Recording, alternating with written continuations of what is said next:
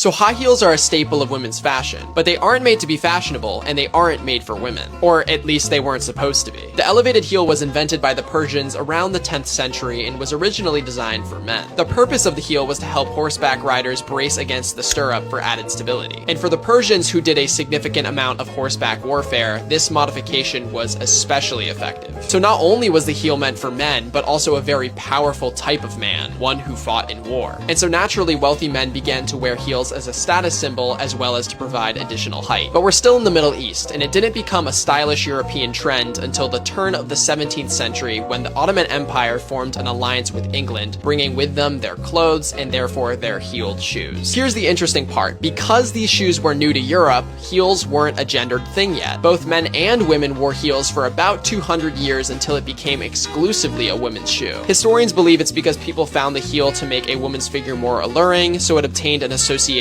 with women's sexuality, therefore men stopped wearing them. And this shift in what's considered a masculine or feminine garment is actually very important in understanding contemporary fashion. For example, Marlene Dietrich in the 1930s famously wore men's style suits and trousers, which was controversial but also very empowering for many women. This idea largely inspired Yves Saint Laurent to create the modern women's suit, which not only changed how women dressed, but revolutionized how society perceived women's connection with power and sexuality. So now, women's suits are distinguishable from men's suits, just like how women's heels are different from men's heels. It's a reminder that fashion is never just about the clothing. It's a reflection of who holds power, who challenges it, and how human identity is constantly being redefined through what we wear.